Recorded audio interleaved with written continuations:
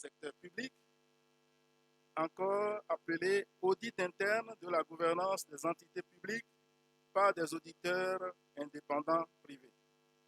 Ceci a fait l'objet d'une note d'initiative communiquée aux participants aux assises du 10e anniversaire de la PAFA organisée à Cotonou, au Bénin, en juin 2021, et d'une communication au 10e congrès de l'Ordre national des experts comptables du Cameroun en juillet 2021.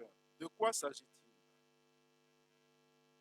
Le commissariat à la gouvernance dans le secteur public ou audit interne de la gouvernance des entités publiques par des auditeurs privés est une initiative qui remonte en 2006 et qui a pris corps en 2018 au Bénin sous la forme d'une réforme, celle des missions publiques d'audit interne permanent confiées à des cabinets comptables privés par le gouvernement.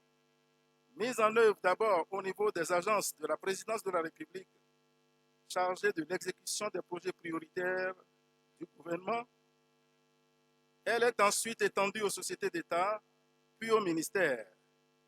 C'est ainsi que les ministères sont dotés depuis 2020 des comités ministériels d'audit interne, présidés ou comprenant des auditeurs indépendants nommés par le président de la République.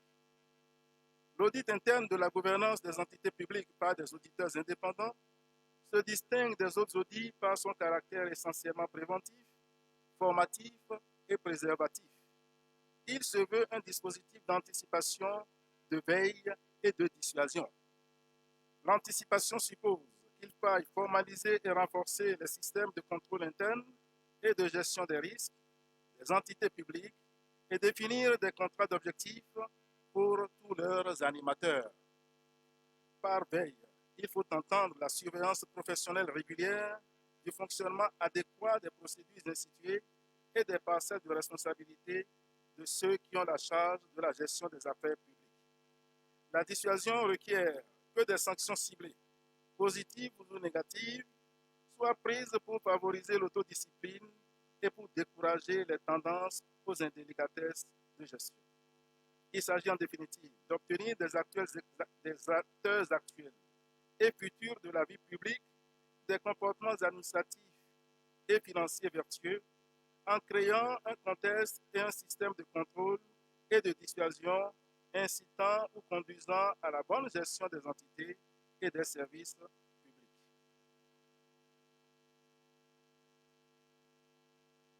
Le commissariat à la gouvernance donc dans le secteur public ou audit interne de la gouvernance des entités publiques par des auditeurs indépendants est donc une mission de vaccination gouvernantielle des entités publiques. C'est une première en Afrique. Il est autant une innovation qu'un défi pour les professionnels que nous sommes. Il exige de nous un engagement bien plus fort que celui du commissariat aux comptes et des audits contractuels auxquels nous sommes assez coutumiers, et c'est à cet engagement pour le développement que nous voudrions convier tous les professionnels africains de la comptabilité et de l'audit.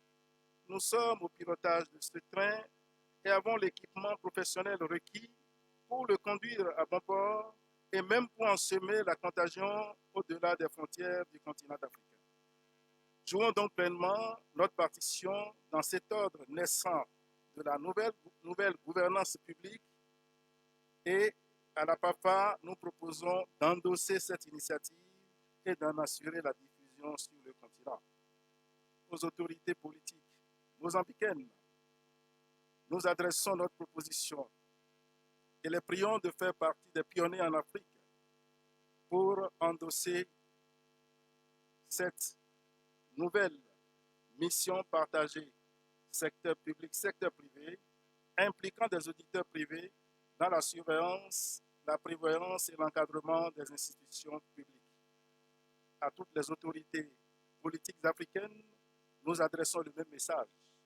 Notre expertise est plurielle et ne s'arrête pas qu'à la comptabilité et à l'audit, et est une expertise de gouvernance capable d'apporter une discipline suffisante aux institutions africaines, aux finances publiques africaines et aux populations et aux pays africains. Excellences, Monsieur le Premier ministre, Madame l'ambassadrice de l'Irlande au Mozambique, Monsieur le Président de l'IFAC et Madame la Vice-Présidente de l'IFAC, chers invités et chers congressistes, vous tous en vos rangs, grades et qualités, nous vous renouvelons notre gratitude et vous souhaitons un excellent congrès. Long life to OCAM, long life to Mozambique, long life to... The Order of Accountants and Auditors of Mozambique and the Pan-African Federation of Accountants